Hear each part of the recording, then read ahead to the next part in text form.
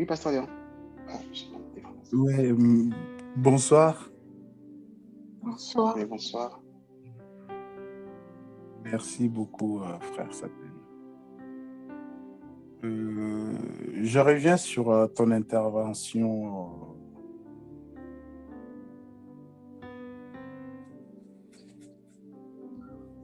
De tout de suite là, quand tu parles de... En fait, le mercredi, quand tu parlais, j'étais en train d'analyser par rapport à ces thèmes, par rapport à ces termes chrétiens et tout. Je ne sais pas si on peut réfléchir là-dessus, si on peut, chacun de nous peut donner un avis par rapport à ça. Moi, personnellement aussi, bon, peut-être qu'on a des idées un peu diverses, hein, des idées pas tous, je dirais, conciliantes, mais je pense que même moi, personnellement, j'aime pas trop. Quand je regarde par rapport à ton intervention et par rapport à ce qui est écrit, nous voyons dans Matthieu 28, tu avais insisté là-dessus. Jésus envoie les disciples, il envoie ses apôtres. Il envoie ses apôtres pour qu'ils aillent faire les disciples. Les disciples. Il n'a pas envoyé les apôtres pour faire les kimbanguistes, les catholiques, les réveils, je ne sais quoi, les protestants, non. Il envoie ses disciples pour aller faire les disciples. Et tu as bien dit, les disciples, c'est lui qui apprend du maître pour qu'un jour, lui aussi devienne maître. Et c'était ça l'idée du Seigneur. Et maintenant, une fois les disciples sont dans cette ville d'Antioche, parce qu'Antioche, c'était comme les QG, les quartiers généraux des Paul. Et lorsqu'ils sont dans cette ville, les gens qui n'ont rien à voir avec l'évangile, les gens qui n'ont rien à voir avec Paul, ils voient les disciples, ils les appellent les chrétiens pour les identifier à leur maître.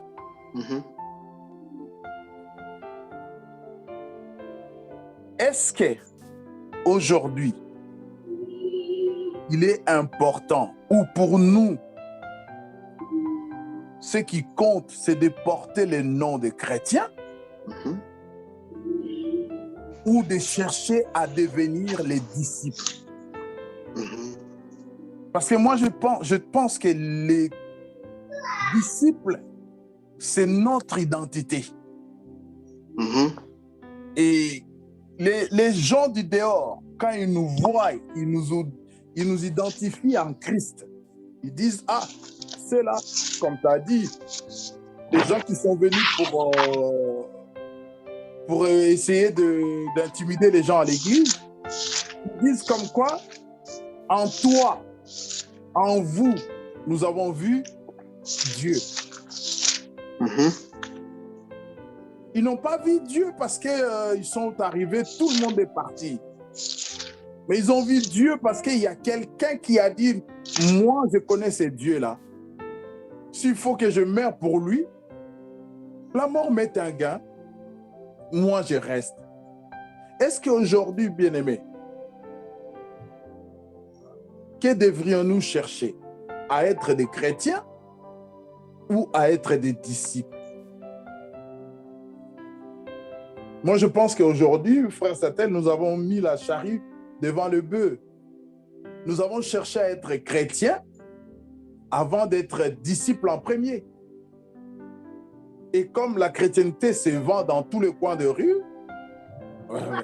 tout le monde est chrétien, alors que la chrétienté est la conséquence d'une vie consacrée, d'une vie différente, d'une vie engagée, d'une vie d'un disciple qui s'identifie à son maître.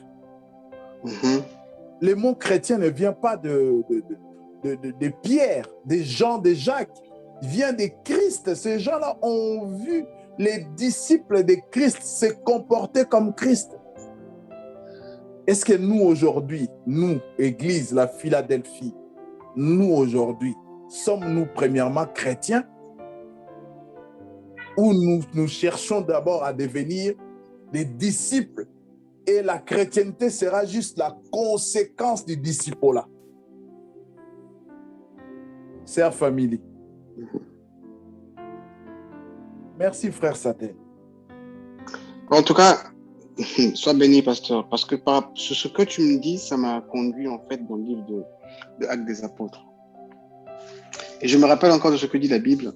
Mon peuple périt, pas parce qu'il manque de l'argent, pas parce qu'il manque de mariage, pas parce qu'il manque, parce que ces choses-là, ça, il faut travailler. Si tu veux ton cœur, tu vas l'avoir. Mais mon peuple périt parce qu'il manque de la connaissance. Quand je lis, je prends juste la partie du verset 24 dans le livre de Actes des Apôtres. S'il vous plaît, si vous pouvez prendre vos Bibles, que chacun puisse lire, ne pas lire ça rapidement. Je ne sais pas pourquoi, mais deux fois j'insiste là, pas par rapport à moi, mais j'ai comme l'impression que Dieu, il me parle à moi aussi par rapport à ça. Mais de comprendre en fait, pourquoi ça a été dit comme ça. Dans le livre de Actes des Apôtres 11, on va lire du 24 jusqu'à 26. Non, je vais prendre même jusqu'à 28. Donc, Actes des Apôtres 11, 24, la Bible déclare: Barnabas était en effet un homme bienveillant, rempli du Saint-Esprit. Rempli d'Esprit Saint et de foi. Je répète, Barnabas était en effet un homme bienveillant. Est-ce que je suis bienveillant? Est-ce que tu es bienveillant? Rempli d'Esprit Saint. Est-ce que je suis rempli d'Esprit Saint? Est-ce que tu es rempli d'Esprit Saint? Et de foi. Est-ce que je suis rempli de foi? Est-ce que tu es rempli de foi? Allez, frère Jacques, coupe ton micro s'il te plaît. Frère Jacques.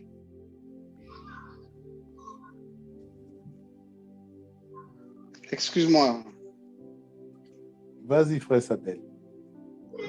Est-ce que je suis rempli de foi? Est-ce que tu es rempli de foi? Et un grand nombre de personnes s'attachèrent au Seigneur. Par rapport à quoi? Par rapport à qui? Pourquoi le nombre de personnes s'attachaient au Seigneur? C'est quand même important de se poser ce genre de questions. Je crois que c'est aussi par rapport au comportement de Barnabas, à l'attitude de Barnabas. Si vous faites des cours de... Excusez-moi, je vais juste mettre une pause. Aujourd'hui, on apprend le leadership. En réalité, le leadership ne s'apprend pas. Ou tu es leader dans l'âme, ou tu n'es pas leader. Donc, comme les gens veulent faire de l'argent, ils mettent des cours de leadership. Il y a une différence entre le caractère et la personnalité. Le caractère représente ton image. Qu'est-ce que tu reflètes? C'est comme Dieu nous a créés par rapport à son caractère à lui. Nous sommes créés à l'image de Dieu.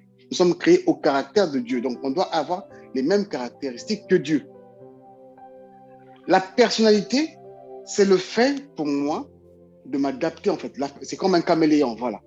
La personnalité, c'est quand je me retrouve avec Pasteur Léon, j'essaie de m'adapter à sa situation. Dans la Bible, Paul a pris l'exemple. Lorsque je suis avec les Grecs, je me comporte comme des Grecs. Lorsque je vais avec je ne sais pas des qui, je me comporte comme des qui, sans perdre son caractère. Parce que le caractère, c'est ce qui te définit. Et c'est un principe du management.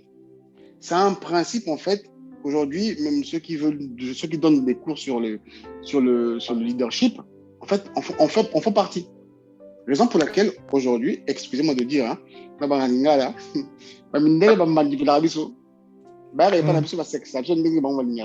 mais parce que Adinga pèse ça, et donc au retour à Roswami, il y a Wole Kayo. Mais jamais à changer caractère. Dites-moi, combien de personnes, à cause à son coco, à lire pour l'intégration. C'est très peu. Mm. En fait, pour dire, il y a une différence entre le caractère et la personnalité. La personnalité, c'est ta capacité à pouvoir se marier avec les autres. Le caractère, c'est ton image, c'est ce que toi tu reflètes en fait, en réalité. Mm. Et ici, Barnabas, je pense, les gens venaient au Seigneur par rapport, un, à son caractère, secondo, à l'image qu'il reflétait. Parce que la Bible dit, Barnabas était en effet un homme bienveillant. Ça fait partie de son caractère. Rempli d'Esprit Saint. C'est ce qu'il reflétait, de sa personnalité. Et un grand nombre de personnes s'attachèrent au Seigneur. Barnabas se rendit alors à Tarse pour y chercher Saul. Quand il eut trouvé, il l'emmena avec lui, où c'est? À Antioche. Et tous, ils arrivent à Antioche, sachant que ces hommes-là reflétaient l'image de Christ.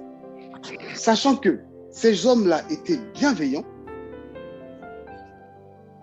ils passèrent du temps, donc Barnabas, Paul et les autres, ils passèrent toute une année à travailler ensemble dans l'église et enseignèrent beaucoup de gens. Ils enseignèrent beaucoup de gens. On n'a pas dit, viens, je te fais la prière, c'est bon. Ils enseignèrent, c'est-à-dire ils donnaient des cours. Ils expliquaient à ces gens-là, regardez, Jésus était ceci, là, regardez ça. Regardez, demain, il y aura ça. Ils vous enseignent pour que vous sachiez que la vie de Christ n'est pas une vie de tout repos, mais c'est une vie supérieure parce que, au final, l'homme vivra éternellement. On explique à ceux qui veulent devenir chrétiens après. Ils passèrent toute une année à travailler ensemble dans l'église et enseignèrent beaucoup de gens. C'est à Antioche que, pour la première fois, les fils de Dieu, je ne sais pas comment c'est écrit dans votre version, mais je crois que partout c'est écrit pareil, c'est fait pour la première fois, les disciples de Jésus, on n'a pas dit les disciples de Christ, je nous ai dit tout à l'heure, Jésus c'est le prénom de l'homme qui était physique. Christ, c'est sa dimension spirituelle. La raison pour laquelle porter un nom chrétien et avoir une vie qui est différente de ce que Jésus nous demande, c'est salir ce nom-là. Je ne sais pas si on peut me comprendre aujourd'hui pourquoi j'aime pas qu'on m'appelle chrétien. C'est comme si je salissais le nom de mon Dieu, en fait. Je pouvais me repentir. Seigneur, j'ai envie d'atteindre, j'ai envie d'être comme. Parce que les autres, ils disent, les disciples de Jésus furent appelés chrétiens. Parce qu'ils ont identifié, je dirais même ceux qui ont pu voir ça, ils ont identifié, ils ont même vu spirituellement que non, ceux-là, Barnabas, Paul et les autres, reflétaient réellement l'image de Jésus. Raison pour laquelle on les ramène à un niveau supérieur. Est-ce que toi et moi, c'est le cas? Et quand je poursuis, à cette même époque, des prophètes se rendirent à Jérusalem, à Antioche. L'un d'eux, nommé Agabus, se leva et prédit sous l'inspiration de l'Esprit qu'une grande famine sévirait bientôt dans le monde entier. Nous avons eu coronavirus ici. Peut-être qu'il y a eu des prophètes qui ont eu à dire ça. Je ne sais rien. Peut-être, hein. C'est sous réserve. Mais je crois que pour la grande majorité des églises auxquelles nous souvent on fait face et qui sont souvent connectées sur des réseaux sociaux, et je dirais par Internet, beaucoup ont été surprises. Beaucoup des orateurs, des pseudos et éminents pasteurs, évangélistes, bishops, quadrishops ont été beaucoup étonnés. Beaucoup ont fait des prières contre le coronavirus. Et le coronavirus a existé, a persisté. Je ne sais pas si vous êtes au courant, comme d'habitude, hein, ils ont demandé à ce que les enfants viennent de rendre compte ici, là. Sur les 58, quand je parle des enfants viennent de rendre compte ici, c'est nos présidents d'Afrique. Sur les 58, il n'y en a eu que 14 qui se sont présentés. Les autres ont refusé de venir. Et si vous observez sur les 14 qui sont venus ici, la plupart ce sont des francophones. Je dis bien aimé, c'est important de suivre les informations. On n'est pas du monde, mais c'est important quand même de s'informer. Et on comprendra tout de suite. Quand je venais en fait dans la voiture, je me suis posé une question. Donc quoi? Le coronavirus est fini. Hein. Pourquoi? Parce que j'ai travaillé à Massy-Palaiseau aujourd'hui et je prenais la bretelle pour récupérer la A6. Bouchon. J'ai fait 25 minutes de Massy-Palaiseau jusqu'à arriver à la bretelle avant de rentrer sur la A6. 25 minutes. Bouchon de ce bouchon. Et comme je sais que là, c'est un long week-end, et sachant que non, on nous a libérés, on peut aller manger au restaurant, on peut sortir, je me suis posé une question. Mais comment ce virus-là a pu être maîtrisé rien que par leur dire? Est-ce que ce n'était pas un fiasco? Est-ce que ce n'était pas un moyen pour eux de nous raconter n'importe quoi? Et pourquoi c'est aussi à ce moment-là seulement que non, même en fait, les enfants d'Afrique viennent rendre compte au papa qui est ici? Bien aimé, nous devons nous réveiller en fait. Je crois que c'est nous, l'Église.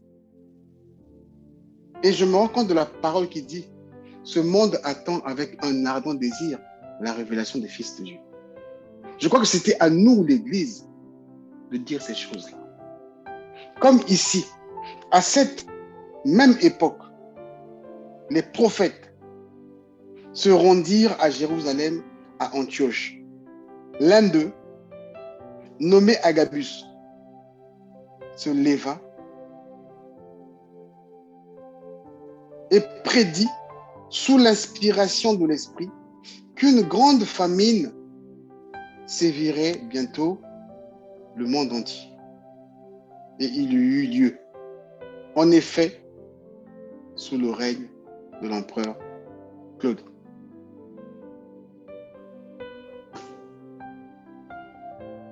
Nous qui sommes chrétiens, le coronavirus est venu, on n'a même pas vu.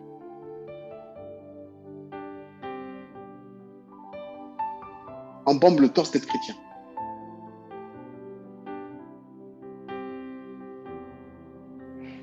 J'ai une question à nous poser cette nuit. Cette question, je l'ai posée une fois à la sœur Sandra aussi. Aujourd'hui, on est au courant de ce qui se passe dans le monde. Tout le monde est au courant de ce qui se passe dans le monde. Mais est-ce que nous sommes au courant de ce qui se passe dans le monde spirituel? Si nous sommes chrétiens, donc on a une dimension spirituelle. Donc on est au courant de ce qui se passe dans le surnaturel. Parce qu'ici, il y a une preuve. Hein. Il y a un prophète qui se nommait Agabus, qui a prédit, qui a dit un truc. Il a vu dans le naturel, dans le surnaturel. Il l'a vu, il l'a prédit.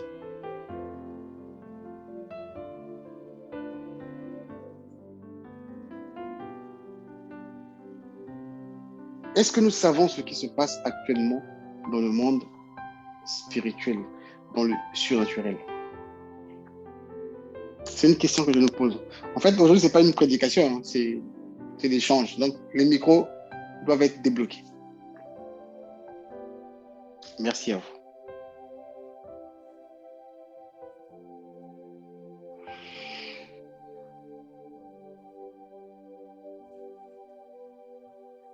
Merci beaucoup, Pasteur Léon, pour ton observation. En tout cas, franchement, je sais pas, je sais pas, mais en tout cas, merci beaucoup. C'est pas que en fait, c'est pas un nom que je ne veux pas. Dans quel sens? Parce que je trouve ça trop grand. J'ai peur de ce nom-là, en fait. J'ai peur de ce nom. Raison pour laquelle on chasse des démons.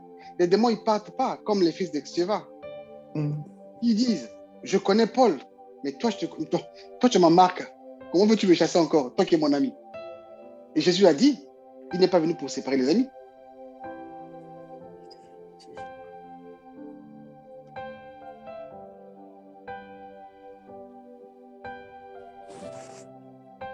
Je crois que les questions, il y en a. Je me les pose aussi, hein. Je me les pose des questions. Franchement, je me les pose. Je trouve que j'ai deux endroits. Il y a la voiture et ma chambre. C'est l'endroit où je me pose beaucoup de questions. Surtout dans la voiture, Ah oui, dans oui, les, oui. dans les embouteillages. En tout cas, on est pareil, pasteur.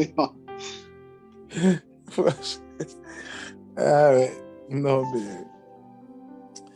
les mamans, frère Jacques, frère Jacques, frère Jacques. Il y a la sœur Famélie, la sœur Sandra. S'il vous plaît, vous pouvez décrocher vos micros. Nous sommes vendredi, nous ne sommes pas mercredi, s'il vous plaît. Nous ne sommes pas dimanche aussi où il faut nous écouter là. Il faut réagir. On attend de vos questions. Vos questions nous bénissent aussi. Frère Jacques, s'il te plaît. Frère Jacques, s'il te plaît. Frère Jacques, déplace-toi.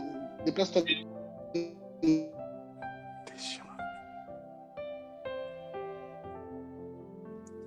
Ah, c'est la sœur Léette ou pas ça?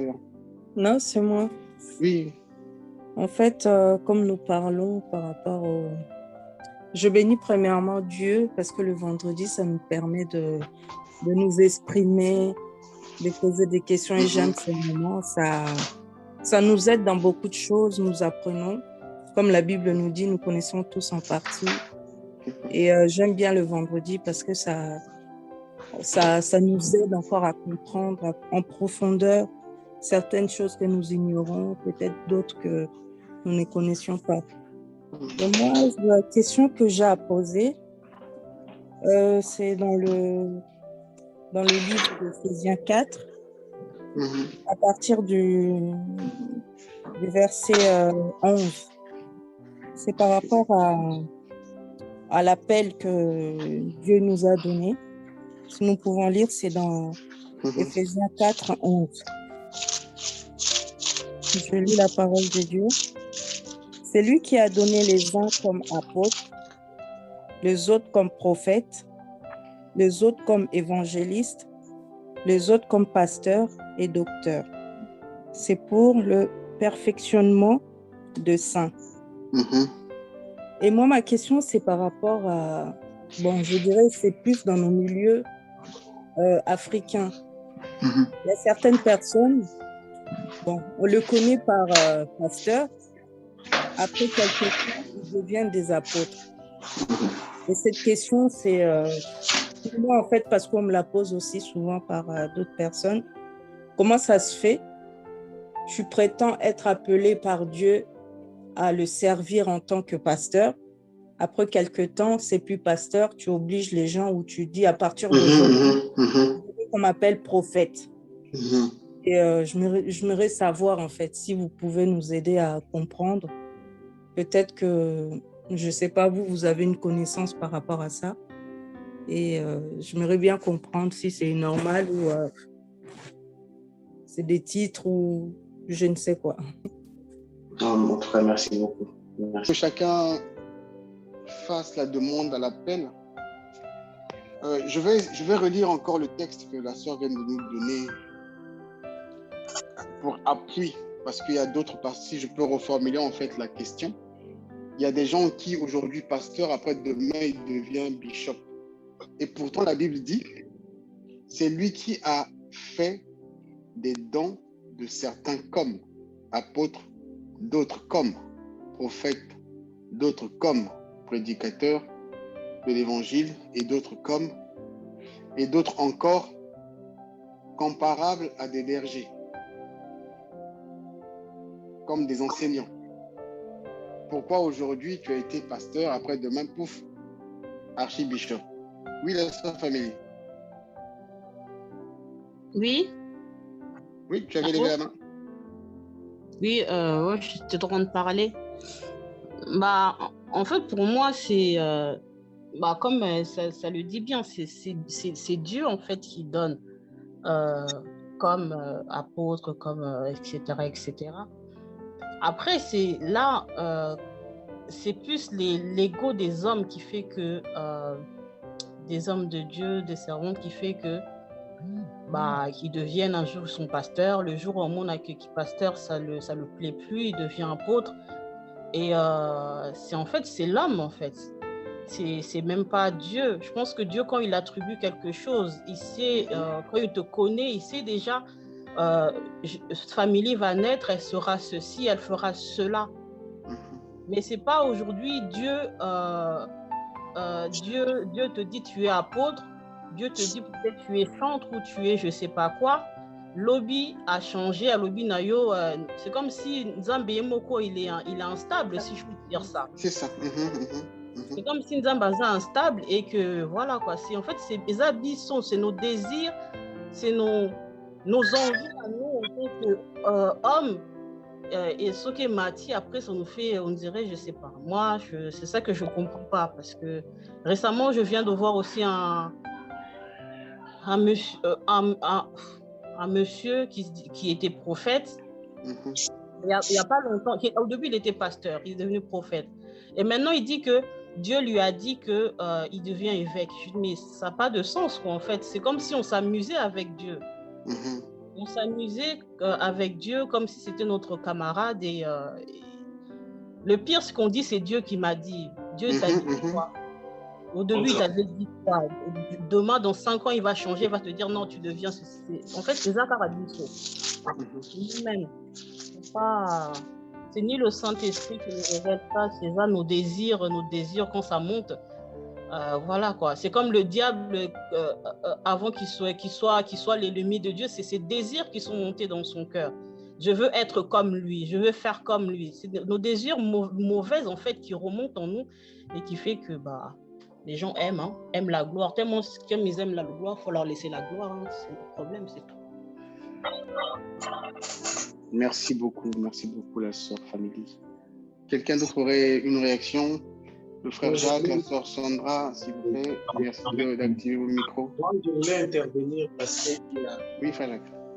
Ouais, merci. Ouais, parce que, vous savez, bonsoir à tout le monde. Bonsoir. Vous savez quoi, cette situation, ça commence à devenir c'est un peu pertinente parce qu'au jour d'aujourd'hui, il y a des questions à poser par rapport à tout ça. Moi, je crois que non, la Bible est claire. Quand la Bible dit il a donné comme, c'est-à-dire que non, on définit les personnes par rapport à ce que Dieu a donné. Mais au début déjà, pour arriver à cette étape-là que non, Dieu a donné comme, déjà la Bible dit que à tous ceux qui l'ont reçu, il leur a donné le pouvoir de devenir une fille de Dieu. C'est-à-dire, tous ceux qui ont Christ recevoir par rapport au salut, nous entrons déjà dans ce processus. Mais ce qui est un peu, ça commence à devenir comme une mode, et surtout dans les milieux chrétiens, africains. C'est comme si tu es l'apôtre et tu es au-dessus de tous ces ministères-là. C'est comme si si tu commences à faire sortir des tensions, des églises, on voit que non, on commence à planter des églises par-ci, par-là. C'est par-là que non, il a beaucoup de fils ou des filles. Il commence à sortir aussi des pasteurs. C'est comme si, pour lui, son titre d'être pasteur, ça ne correspond plus. Il doit être supérieur aux autres. C'est un mouvement. Mais il faut expliquer exactement le rôle de tout un chacun de nous. Parce que si quelqu'un il est un évangéliste, ça devient comme s'il est inférieur au pasteur. Si quelqu'un il est docteur, il est supérieur aux autres. Moi, je pense que non, nous devons retourner à la parole. Parce que tout ça là, ce sont des fonctions. C'est l'homme qui commence à poser toutes ces choses-là.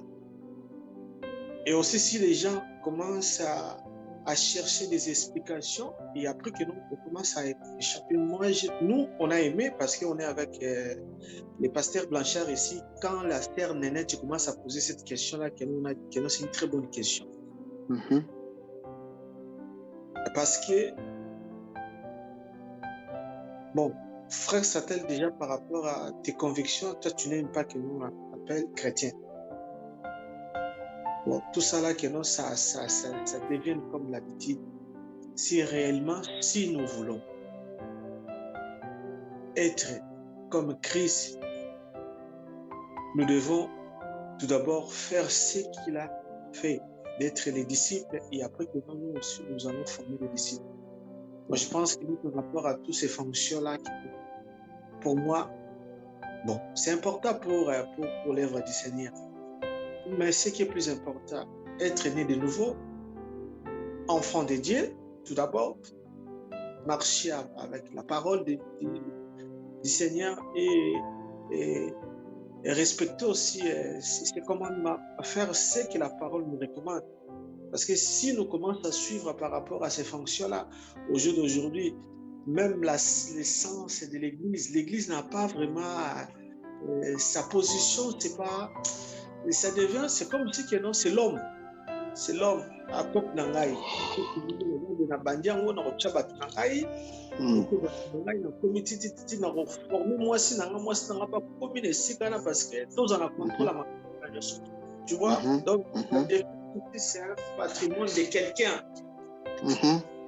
Ça commence à fonctionner, ça devient comme ça. Et comme dans comme nous aussi, non, ça. Toutes ces choses-là que non, moi je vois que non, ce n'est pas la volonté de Dieu. Parce que Dieu ne peut pas repentir par rapport à ces dons qu'il a donnés aux hommes. Si Dieu t'a appelé que non, tu es un évangéliste, tu es un pasteur ou un prophète, Dieu ne se trompe pas. Voilà par rapport à ma contribution, parce qu'il y a quelqu'un qui peut aussi. En tout cas, merci beaucoup. Merci, frère Jacques, pour ton intervention. Bonsoir, pasteur. Bonsoir à tout le monde. Avant que je puisse intervenir, je voudrais dire merci à Dieu pour cette question. C'est une très bonne question. Et la sœur Nénette, Dieu bénisse, parce que c'est quelque chose qui met des confusions dans ces conditions de choses. Nous devons savoir que quand le Seigneur appelle quelqu'un, la première chose que Dieu va lui communiquer, c'est le ministère pour lesquels il appelle. J'ai toujours l'habitude de se référer à la parole de parce que c'est notre cours de route. La Bible dit, car les dons et l'appel de Dieu sont irrévocables. Amen. Donc quand le Seigneur t'appelle, il ne peut pas changer parce que Dieu est fidèle. La Bible dit, celui qui vous a appelé est fidèle et celui qui le fait. Dieu a dit à Jérémie par rapport à sa vocation en disant, avant que je t'ai formé dans le ventre de ta mère, je te connaissais. Avant que tu sois sorti de son sein, je t'avais consacré et je t'avais établi prophète des nations. Donc tout ce que nous voyons aujourd'hui, quelqu'un peut passer d'un ministère à l'autre, c'est l'homme. Non seulement c'est l'homme, mais ce sont des gens qui ne sont pas sûrs de leur vocation. Parce que quelqu'un qui est sûr de sa vocation, il sait ce que Dieu lui a communiqué. Il sait dans quel ministère Dieu lui a appelé. Il ne peut pas changer du jour au lendemain. Donc si quelqu'un change du jour au lendemain, c'est qu'il ne connaît pas, sa vraie vocation. Est-ce que vous me comprenez? Amen.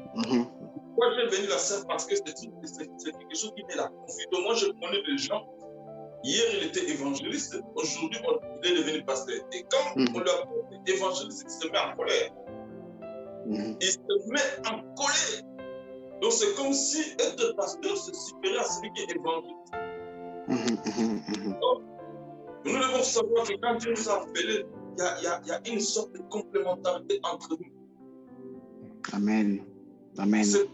La Bible dit, car vous êtes le corps de Christ, vous êtes ses membres, chacun pour sa part. L'œil ne peut pas dire à l'oreille que je suis plus important que toi. Et la tête ne peut pas dire au pied que moi je suis plus important que toi.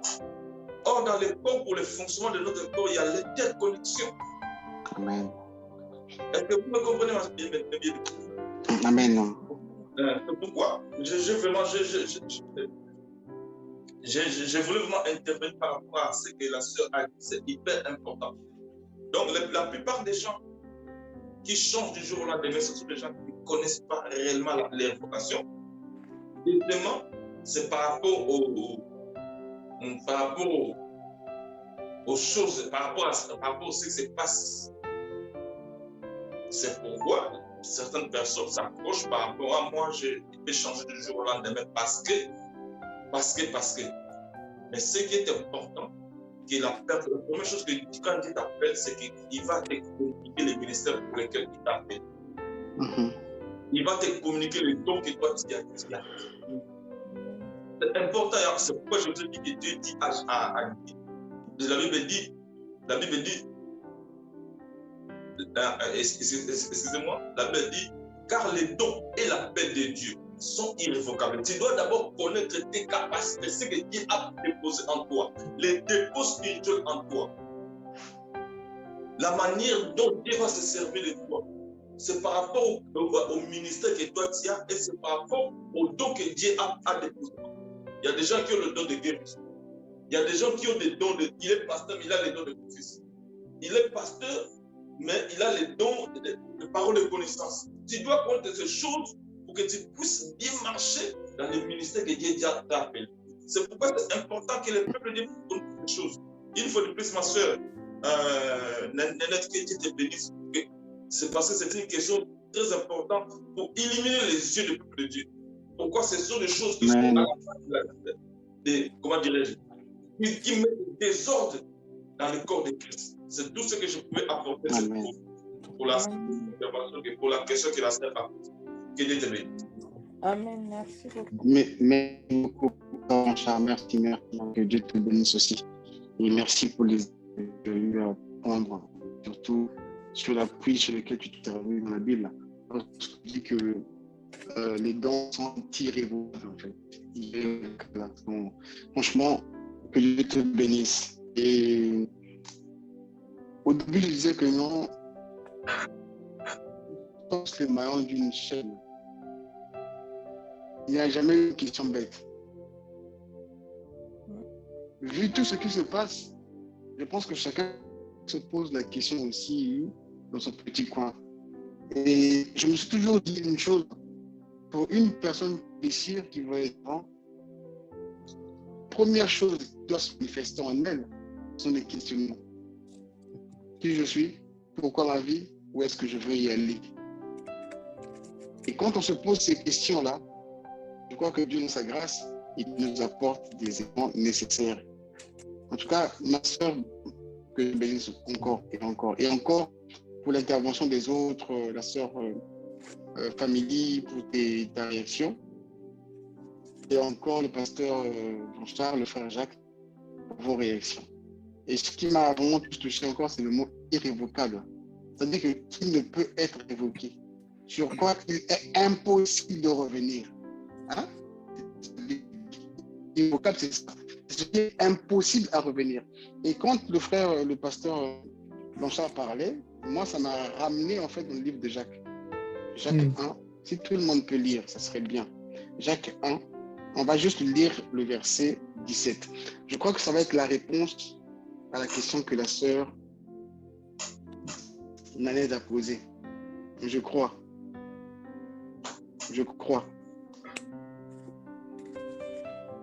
Jacques 1, on va tous lire au verset 17. S'il vous plaît, prenez vos Bibles, qu'on puisse vérifier, chacun puisse vérifier dans la main. La Bible dit, tout cadeau, en fait, moi je dis dans la version de Semeur, tout cadeau de valeur, tout cadeau de valeur, tout cadeau de valeur, tout don parfait,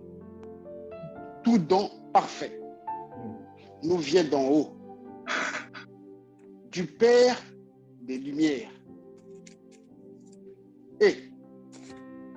Et en qui il n'y a ni changement, ni Ombre due à des variations.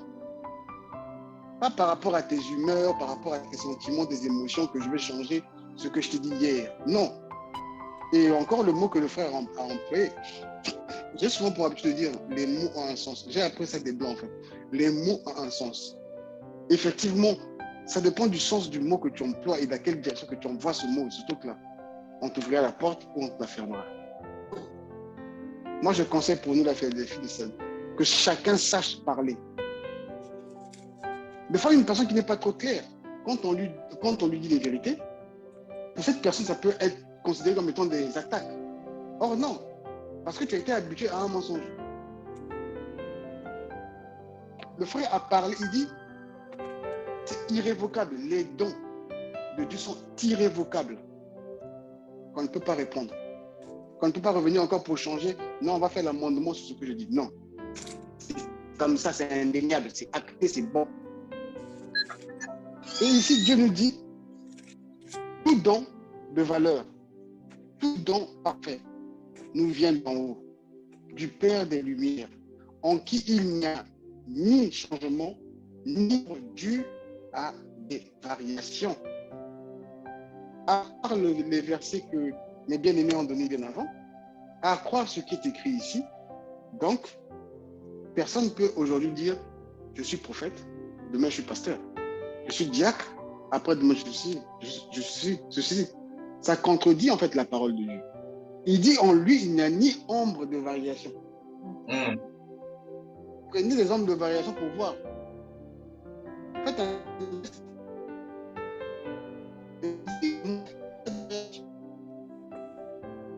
C'est pas pour son ego, dire que Dieu te bénisse, ma soeur, encore un peu plus. En tout cas, poser des questions, ça nous nourrit. Moi, j'ai appris quelque chose aujourd'hui encore. Gloire à Dieu. Gloire à Dieu, en tout cas, merci. J'avais jamais regardé ce point-là. Je vais ajouter quelque chose. Pasteur Blanchard, il ajoute quelque chose là. Oui, pasteur. Je voulais juste rajouter par rapport à ce que tu viens de dire. Je sais que des fois, moi, je suis un homme, j'ai toujours été très dur envers d'autres pasteurs. C'est par rapport à ce genre de comportements.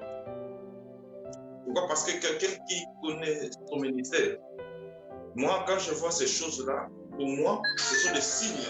Quand quelqu'un passe d'un ministère à l'autre, pour moi, ce sont des signes que leur vocation n'est pas authentique. Parce que moi, je connais des pasteurs, depuis que je les ai connus jusqu'à présent, ils sont toujours pasteurs. Ils n'ont jamais changé. Parce que quand Dieu te parle, la première chose que quand Dieu te dit quelque chose, quand Dieu t'appelle, il va te communiquer les ministères pour lesquels il t'a appelé. Oh, nous savons comment Dieu agit. Dieu est fidèle par rapport à sa parole. La Bible dit Dieu n'est point un homme pour mentir, ni fils d'un homme pour se repentir. Ce qu'il a dit ne le fera-t-il pas? Ce qu'il a déclaré ne le fera-t-il pas? Dieu ne change pas. Donc, si tu vois quelqu'un qui dit qu'il est pasteur et que du jour au lendemain, il devient évangéliste, apôtre, c'est que sa vocation n'est pas authentique, bien aimé. Moi, j'ai toujours été très direct envers ces gens-là. Moi, avec ces gens-là, je n'ai jamais caressé dans les sens du poil. Parce que pour moi, ce sont des signes qui montrent que cet homme n'est pas appelé. Pour moi, ce sont des signes qui montrent que cet homme, sa vocation n'est pas authentique. C'est pourquoi moi, avec ces gens-là, donc je ne caresse pas dans les sens des poils. Nous savons en qui nous savons en qui nous avons cru. Tu ne peux pas marcher avec quelqu'un si tu ne le connais pas. La Bible dit est-ce que deux personnes peuvent marcher ensemble sans en être communes? Donc si tu veux marcher avec les personnes, il faut connaître la personne. Si tu veux marcher avec les personnes, il faut que tu puisses les connaître. Or, on peut connaître Dieu qui est dans ses principes, dans sa façon de fonctionner. Comment toi tu peux vivre si tu veux marcher avec quelqu'un et que tu ne connais pas comment cet homme fonctionne?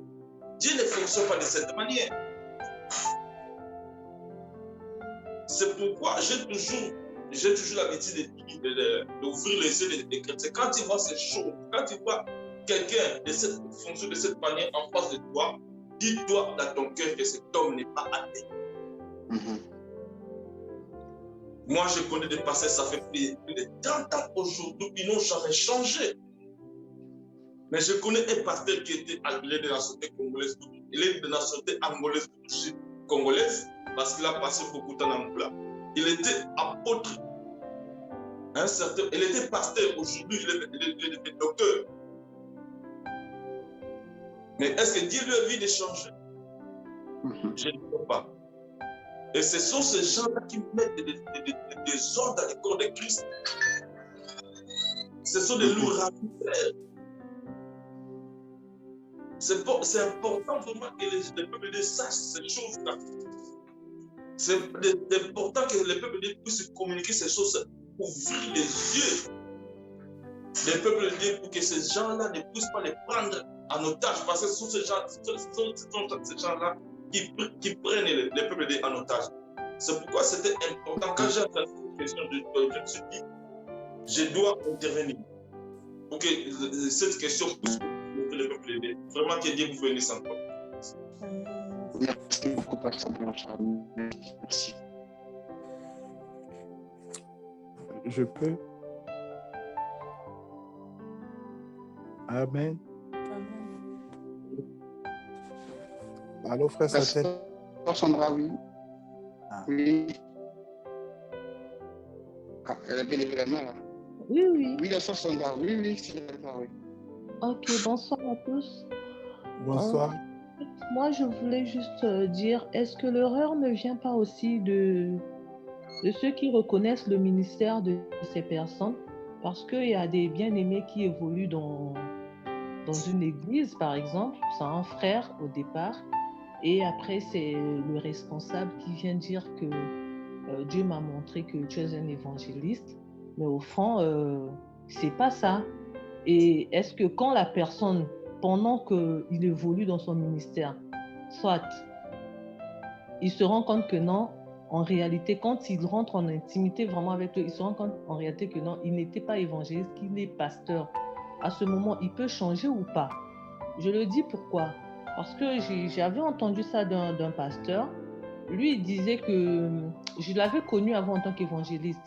Mais après, une fois dans sa prédication, il a témoigné, il a dit, moi, quand on m'avait reconnu en tant qu'évangéliste, bon, moi, lui, personnellement, Dieu lui avait déjà dit qu'il était pasteur, qu'il n'était pas évangéliste. Bon, je ne sais pas si c'était par respect ou comment, mais il ne s'était jamais opposé à son responsable. Donc, il a travaillé en tant qu'évangéliste.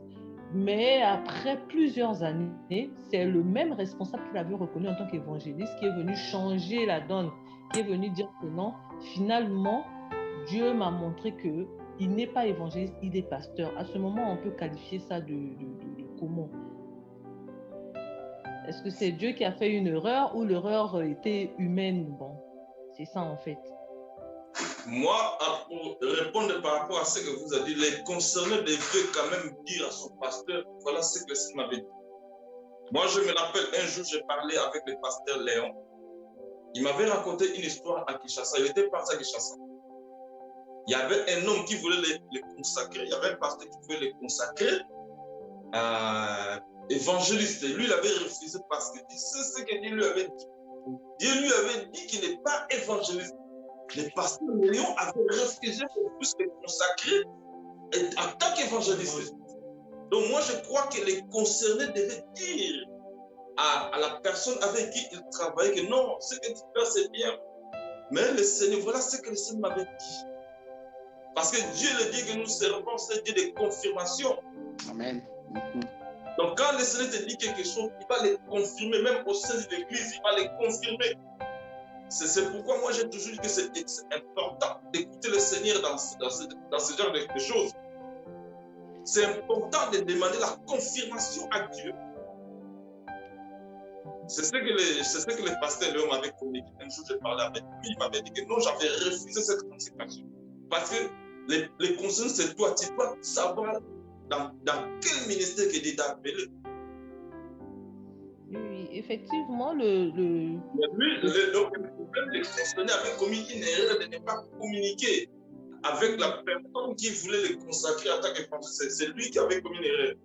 Mais comme il a répété ça, ce n'est pas un problème. Mais au départ, il y avait une erreur de sa part, c'est-à-dire du concerné.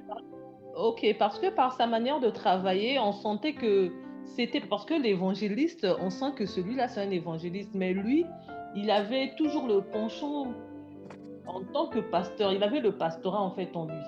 Mais c'est plusieurs années que son vrai ministère a été reconnu. Donc, c'est tout c'est la confirmation. La confirmation, c'est important dans l'Église. C'est important. Tout à fait. Tout à fait. En tout cas, merci beaucoup pour vos interventions. Merci à Sœur Sandra pour la question et surtout pour l'interrogation. Merci au pasteur Blanchard pour l'éclaircissement. Je voudrais bien rebondir à ce que vous avez dit les deux, hein, et dire que, étant enfant de Dieu, juste pour appuyer ce que le pasteur Blanchard a eu à avancer, en prenant l'exemple au pasteur Léon, étant enfant de Dieu, je crois qu'on en a parlé mercredi, la compromission ne doit pas faire partie de nous. C'est quoi être compromis? C'est quoi compromettre? C'est un arrangement dans lequel on se fait des concessions mutuelles. Et je crois que tant pour le pasteur que pour celui qui est appelé à, je crois que celui qui était appelé à a eu à faire des compromis à l'égard de son pasteur. Bon, lui, il a eu peut-être un appel par respect soi-disant, parce que chez nous, de fois, surtout nous en Afrique, hein, on confond respect et travail. Hein. On confond parfois respect et à quel moment il faut accorder le respect. Des fois, on mélange un peu tout. C'est comme moi, je suis au Congo, je crois que c'est pareil pour la RDC. Quand tu n'as dit pas à ton grand frère, c'est lui manquer de respect. Or, c'est tout le contraire. Quand tu dis la vérité à tes parents, pour nous, c'est considéré comme étant un manque de respect. Or, c'est tout le contraire. Et c'est ça, je peux m'en témoigner. Faire attention à ce que Dieu m'a dit pour toi. Lorsque Dieu me dit pour toi, ça veut dire que Dieu t'a déjà dit à toi-même aussi. Soit tu n'as pas entendu, il passe par quelqu'un d'autre. Mais je veux dire que Dieu n'a même pas parlé. Il va sûrement dire à un tel là-bas que non. Je prends. C'est après une erreur grave que j'ai commise dans ma vie. Et je me suis rendu compte que non, Dieu peut parler à X, mais il faut qu'il me le dise aussi à moi. Pourquoi? Parce que dans la Bible, lorsque Corneille a reçu le Saint-Esprit, Dieu n'a pas parlé seulement à Pierre. Dieu a parlé à Pierre. Dieu a parlé à Corneille. Et le jour où Corneille et Pierre se sont rencontrés, son esprit et l'esprit de Dieu est passé sur Corneille et de ses serviteurs aussi. Donc Dieu ne peut pas te parler à toi sans parler aux concernés. D'où je dis, mais là, le frère en fait a fait des compromissions. Et ce n'est pas digne des enfants de Dieu. C'est vrai qu'il avait son ministère à lui, ok, mais il ne faut pas faire les choses par respect. Je me rappelle quand des sketchs que j'avais regardé, que quelqu'un modéré mangeait par respect. Non, on ne fait pas par respect. Quand ce n'est pas de Dieu, tu ne le fais pas. Même si c'est mon pasteur, c'est tout ce matin, j'écoutais même comment on dit ça, ces paroles des femmes, où on parlait de la vérité, dire que la vérité. On a pris l'exemple d'un chef qui dit à son secrétaire, si on m'appelle, dis que je ne suis pas disponible. Et le conseil qu'on donne étant nous, enfants de Dieu, non, on ne dit pas que tu n'es pas disponible. Mon responsable n'est pas disponible pour te recevoir. Pas qu'il n'est pas là, je n'ai pas à mentir, tu es là physiquement. Mais tu n'es pas disponible pour recevoir. Je reformule en fait ton cas différemment. Parce que dire que tu n'es pas là, j'adhère à ton mensonge, je monte à ta place. J'adhère, je compromets en fait. Mais étant chrétien, on n'a pas à faire ça. Si dans ton fond intérieur, tu sais que non, ta mission, c'est être évangéliste, tu es évangéliste. Si tu es pasteur, tu es pasteur. Si tu es appelé à servir Dieu, tu vas le sentir au-dedans de toi. Ce n'est pas moi qui te le dira, ce n'est pas le pasteur Léon, le frère Jacques, le frère Léon, la Sandra, la Sonnette, ou la sœur Elika, ou la frère Family, ou le pasteur Blanchard. Non. Mais Dieu te mettra d'abord la conviction en toi-même. C'est une bonne question. Ceux qui vont nous entendre, je crois que ça va être plutôt dirigé sur des personnes parfois qui compromettent. Qui parfois, par peur d'eux, ou par peur de salir. Moi, je te dirai la vérité. Pasteur Léon, c'est mon responsable, je lui dirai la vérité. Ah, pasteur, c'est pas bon, ça rentrera pour ligne de compte. Mais je crois que Dieu, dans sa grâce, touchera son cœur pour lui faire comprendre. Effectivement, ce n'était pas ça. Mais, oui, pasteur Léon, je ne sais pas. Merci beaucoup. Merci à tout le monde. Merci pour vos interventions. Comme tout le monde l'a dit, hein, moi, je pense que je voudrais déjà nous dire une chose, nous tirer, réveiller notre conscience. Les ministères n'est pas une récompense. Les ministères n'est pas une récompense. Il n'est pas non plus un dû.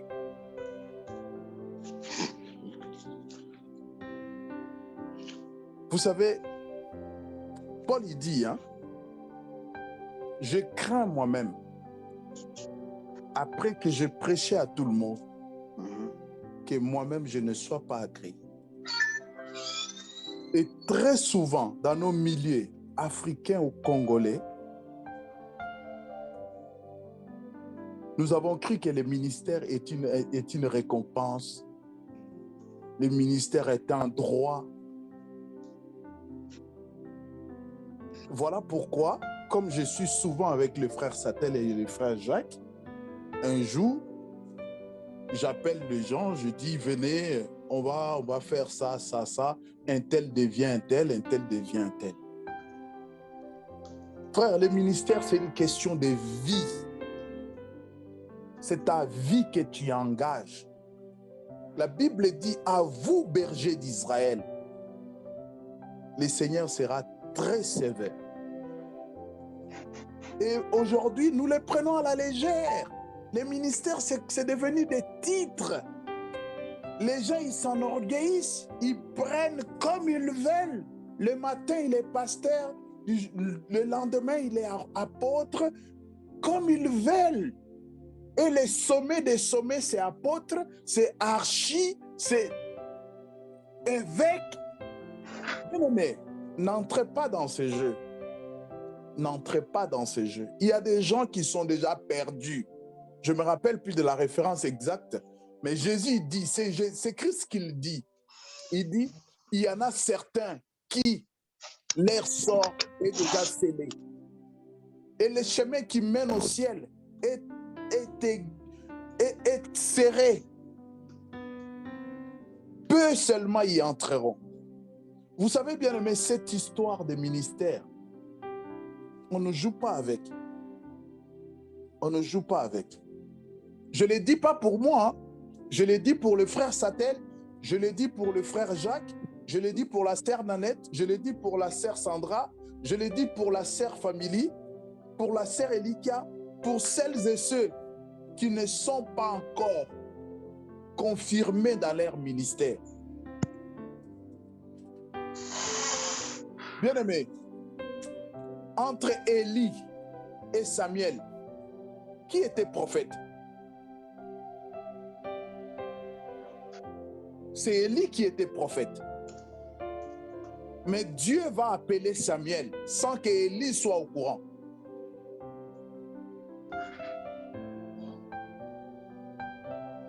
Sans qu'Élie soit au courant.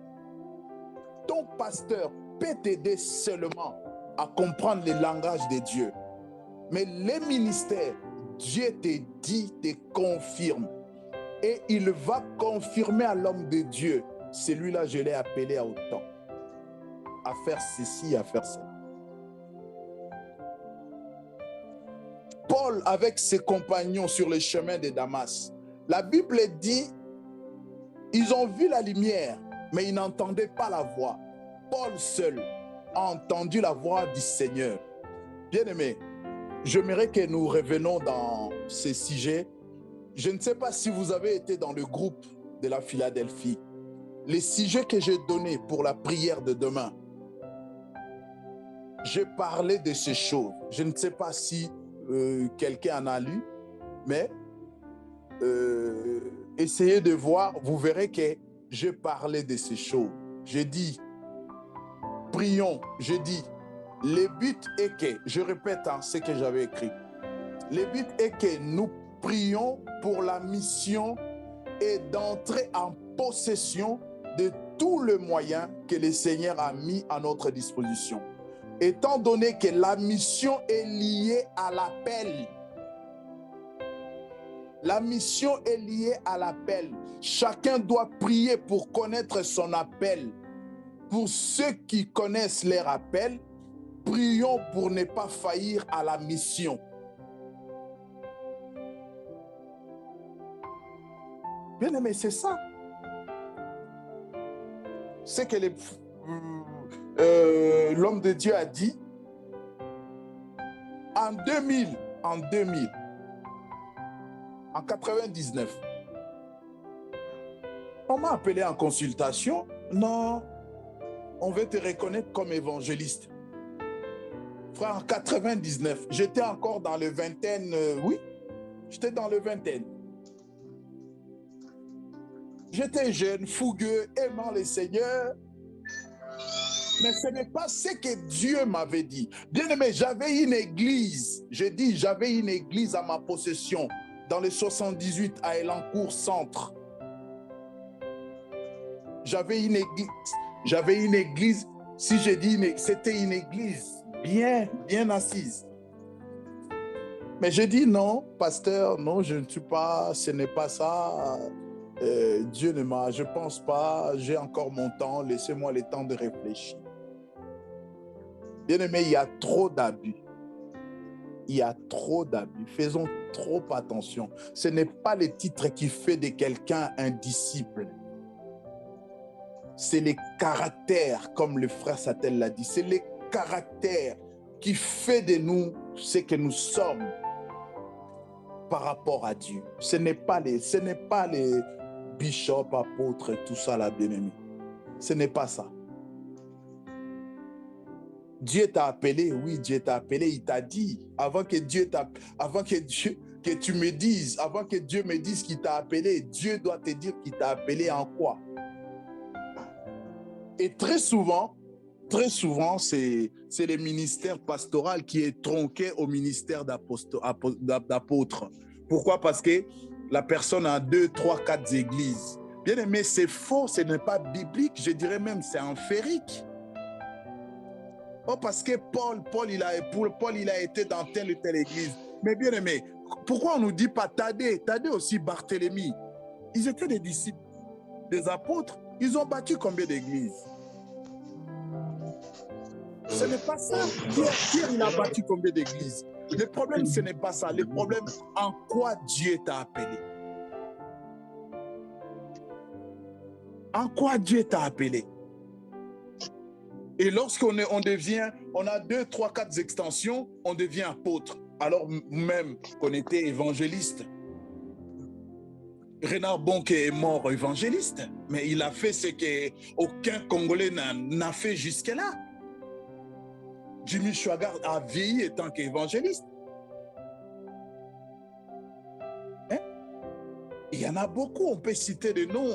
Ils sont restés évangélistes, bien-aimés. Mais il peut y arriver. Il peut y arriver, comme la sœur Sandra l'a dit, les frères, il avait des traits de caractère d'un pasteur, d'un évangéliste. Oui, maman, Dieu peut t'appeler dans ton ministère. Il peut y arriver des fois, tu peux exercer quelques dons, tu peux exercer quelques ministères, comme ça, par besoin, par nécessité. mais ce n'est pas vraiment ton appel. Je vais prendre une référence. Dans 1 Timothée 4, Paul il dit à Timothée, 1 Timothée 4, 5 je crois, Paul il dit à Timothée, mais toi Timothée, fais l'œuvre d'un évangéliste. Mais lorsque nous lisons les contextes, Timothée n'est pas évangéliste. Un évangéliste n'est pas appelé à établir le ministère. Toi, fais l'œuvre d'un évangéliste. Tu n'es pas un évangéliste, mais fais l'œuvre d'un évangéliste. C'est comme l'homme de Dieu Blanchard l'a dit. Tu peux prophétiser. Tu peux faire, tu peux exécuter quelquefois le ministère apostolique, le ministère de docteur, d'évangéliste, mais tu ne l'es pas. Tu as un ministère. Philippe, il était diacre, mais face à l'hélénique éthiopien, il a exercé le ministère d'un évangéliste. Et cela ne fait pas de Philippe un évangéliste. 2 Timothée 4, pardon. Donc, bien aimés, faisons très attention à ces choses. Faisons très attention. Je voulais tout simplement tirer nos oreilles pour dire quoi, les ministères bien-aimés, même moi qui vous parle, si je t'appelle, je te dis, tu es appelé à ça, parle-moi gentiment, dis, oh, ce n'est pas ça, ce n'est pas le moment, ce n'est pas ça, moi Dieu m'a dit. C'est ça aussi, ce que le frère Passatel a dit, la vérité. La vérité. Le frère là de Brazzaville, je pense que peut-être que, je ne sais pas, bon, je ne parlerai pas de timidité, peut-être il n'a pas usé de sagesse pour pouvoir dire à son pasteur et tout, mais s'il est appelé pasteur, c'est vrai, l'erreur est humaine, on peut lui accorder une circonstance atténuante, frère bien-aimé Blanchard, mais ça ne doit pas durer des années. Tu seras pas. C'est comme Saül qui donne ses vêtements à David. Tu peux pas rester longtemps dans un costume qui n'est pas tien. Je sais pas, moi je mets du 50, mais quand je suis dans les 52, je me sens un peu flotté. Je ne sais pas, mais je suis mal à l'aise. Oui. Hein? Donc c'est un peu ça, bien aimé. Le problème avec les ministères sont devenus des titres. Ce n'est pas des titres, c'est des fonctions. Frère Satel, vraiment, vous m'excuserez, peut-être que j'étais un peu long, mais c'était pour essayer un peu de compléter ce que les frères ont dit. Mais c'est très important, bien aimé. Moi, d'ailleurs, frère Jacques même, je crois, l'homme de Dieu Blanchard, il est ça. Moi, j'ai toujours dit, je ne contestais jamais. Si quelqu'un veut me dire que Dieu m'a dit, Dieu m'a appelé, j'ai prié le Seigneur et j'ai fait un effort. Parce que quand Dieu lui avait parlé, je n'étais pas là. Quand Dieu l'avait appelé, je n'étais pas là. Comment je vais contester? La seule contestation, c'est ce que la personne dit. Si elle ne s'accomplit pas, c'est qu'elle avait menti. Ce n'est pas à moi. Moi, si frère Satel me dit, pasteur, j'étais dans mon coin, Dieu m'a dit, ah, amen frère, on prie. Mais si la chose ne s'accomplit pas, c'est que le frère, il a parlé de son propre chef. Dieu n'avait rien à voir dans l'histoire. Donc si Dieu t'appelle, tu n'as pas encore d'éclaircissement à quoi Dieu t'a appelé, tu peux lui demander, Seigneur, que veux-tu que je fasse? Que le Seigneur vous bénisse. Amen. Amen, amen, amen, amen, amen. Merci pour la bénédiction de tout un chacun. Merci, Pasteur Léon. Est-ce que quelqu'un aurait une...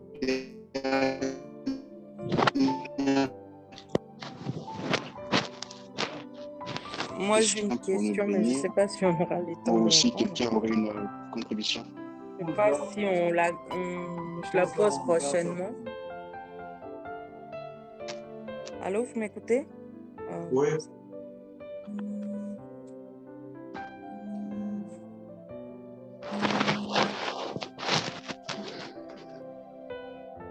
Allô?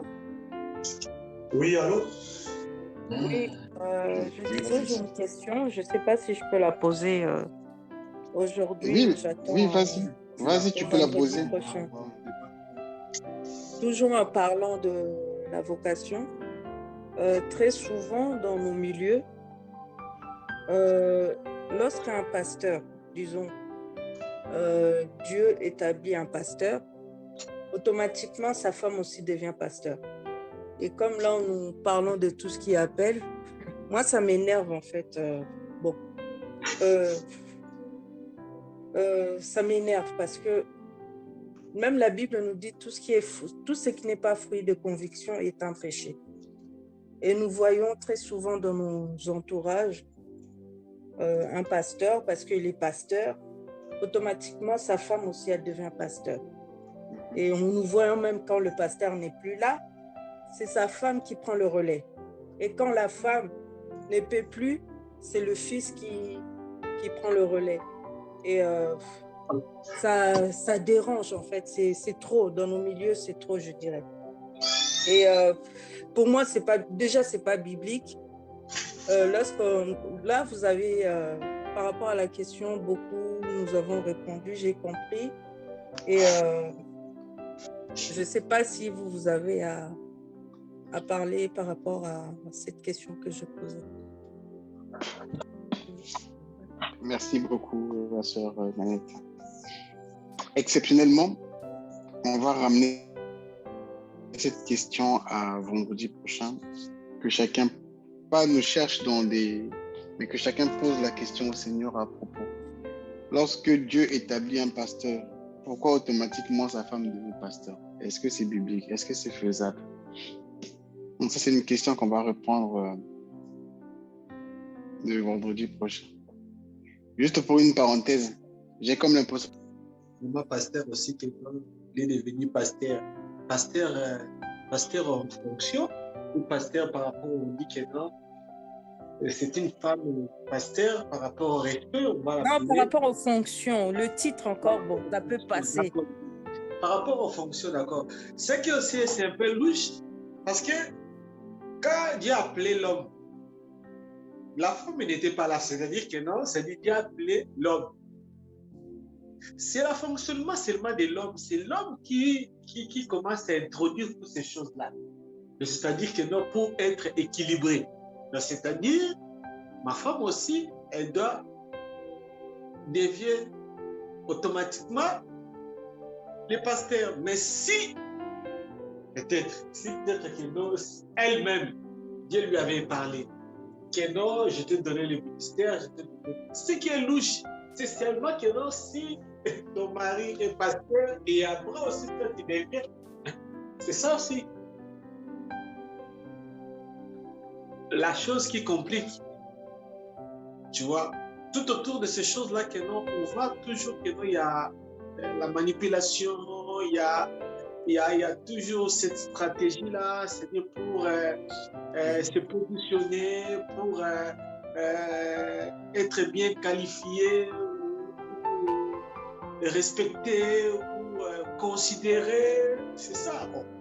C'est ça aussi, cette voie-là que non, ça prend, même cette génération, tu vois déjà que non, si déjà l'homme est appelé, et sa femme déjà commence à apprendre déjà, on ne refuse pas.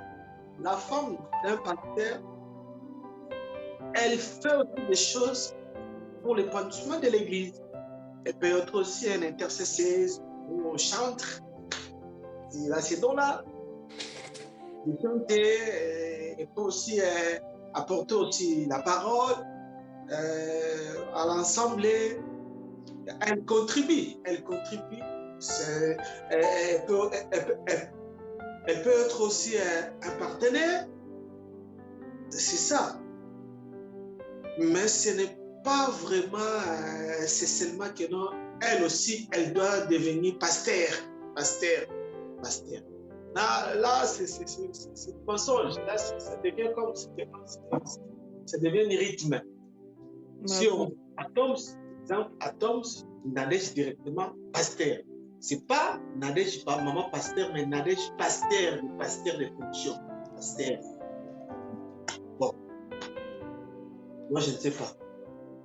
Moi, je crois que Quand des femmes de pasteurs deviennent pasteurs, d'autres femmes deviennent des pasteurs, c'est juste pour l'honorer.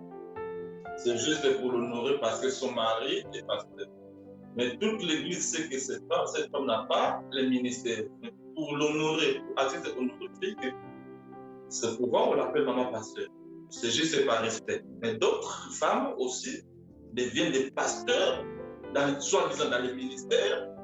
C'est par rapport à son mari, c'est qu'il a cette âme. Pour moi.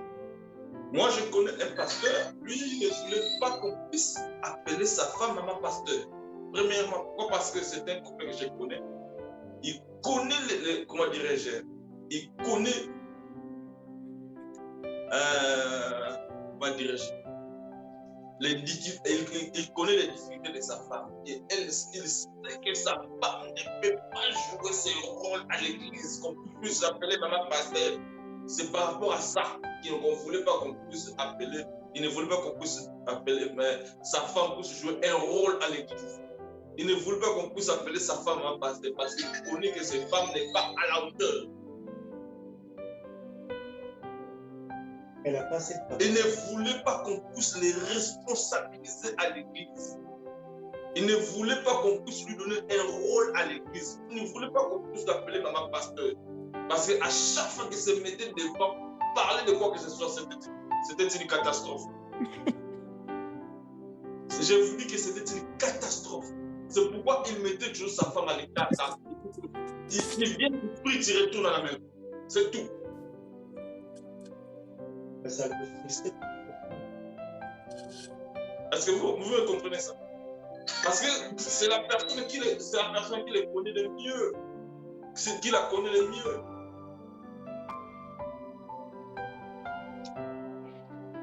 Est-ce que vous me comprenez? Donc, pour ajouter par rapport à ce que Jacques dit, les femmes de pasteur, certaines femmes de pasteur, on les appelle maman pasteur, c'est juste à titre honorifique. Par rapport à son mari, par rapport à la vocation de son mari, ça s'arrête là. Mais d'autres aussi, on les appelle pasteur parce qu'on a fait d'elle un ministre. Pour moi, c'est inacceptable. Pour moi, c'est inconcevable. Comment est-ce que tu ne peux pas devenir prédicatrice de l'évangile, prédicateur de l'église par rapport à la vocation de ton mari? Non, non, non. Ça ne passe pas comme ça, les choses de Dieu. Nous servons un Dieu qui est ordonné, un Dieu responsable. Quand Dieu appelle ton mari, toi tu es là, c'est juste pour lui apporter quelque chose. C'est juste pour lui soutenir par rapport à la vocation de ton mari. Mais bon, d'autres, des fois, on laisse faire, des fois, on observe même. Pour moi, des fois, même si je sais que je reconnais que j'ai toujours été très bien envers ces gens-là, mais il y a des choses que moi je n'accepte pas. Tu es maman pasteur, oui. Tu es la femme de pasteur, reste la femme de pasteur. Tu n'es pas appelée dans les ministères comme ton mari. Ce que tu peux faire, c'est apporter quelque chose à côté de ton mari. C'est de servir Dieu à côté de ton mari. Ne cherchez pas à avoir un ministère.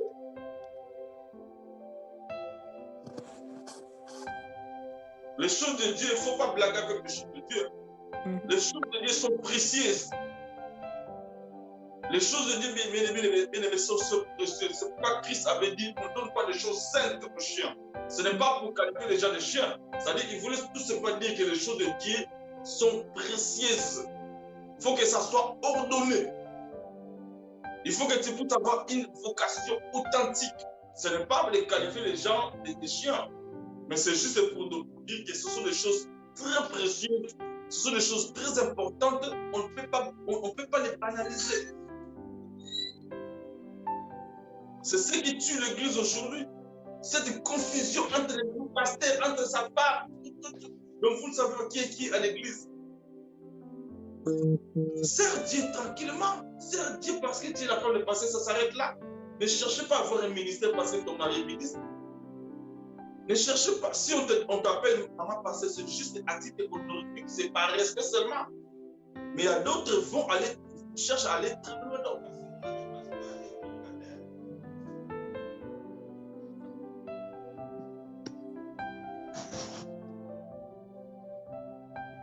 Amen. Amen. Amen. Merci beaucoup, frère Jacques. Merci beaucoup, pasteur, pour votre intervention. Nous allons bénir le Seigneur pour ce temps de partage, en tout cas qui a été, je crois, pour ma part, bénéfique pour tout un chacun de nous. Nous allons continuer en fait à creuser parce que je ne sais pas pour vous, mais je crois que... L'important, c'est de servir le Seigneur, c'est tout. Ah. C'est ça qui est important. Merci, pasteur. Amen. Amen. Ouais. Donc, comme je disais tantôt que nous bénissons Dieu pour ce moment de partage, ce temps d'échange. Et je disais tantôt, le premier pas vers la délivrance, à mon avis, je ne sais pas pour vous, c'est de se poser la question. Pourquoi je vis ceci? Pourquoi je suis ici? Pourquoi cette situation? Pourquoi cette chose? Pourquoi ceci? Et je crois que quand on se pose des questions, les réponses viennent. Ceux qui ont eu l'idée de mettre en place un avion, je crois que, je ne sais pas, je n'étais pas avec eux, mais je suppose qu'ils étaient arrivés face à l'océan. Ils voulaient aller de l'autre côté de l'océan, ils n'ont pas vu de fin. Ils se sont dit, mais est-ce qu'il n'y a pas moyen de voler ici pour traverser là-bas? Et au travers de ces idées-là, il y a eu beaucoup qui ont essayé, il y a eu beaucoup de morts. Jusqu'à ce que par la grâce de Dieu, d'après ce que j'ai entendu, ils étaient chrétiens. Ils croyaient en Dieu, ils croyaient en Jésus-Christ. Les frères Wright ont reçu la révélation de la loi de l'aérodynamisme, ce qui fait qu'aujourd'hui, toi et moi, on arrive à voler, de partir de la France à arriver jusqu'au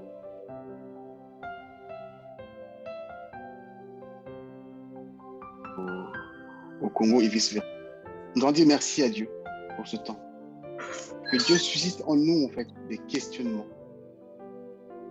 Que Dieu nous réveille la conscience et la mémoire afin de pouvoir savoir réellement où on va et quelle est la direction que nous devons prendre. Parce qu'il dit que son peuple périt, pas parce qu'il nuance des biens, mais c'est parce qu'il manque de la connaissance. Seigneur, nous voulons te dire merci. Merci pour cette nuit. Merci pour ta...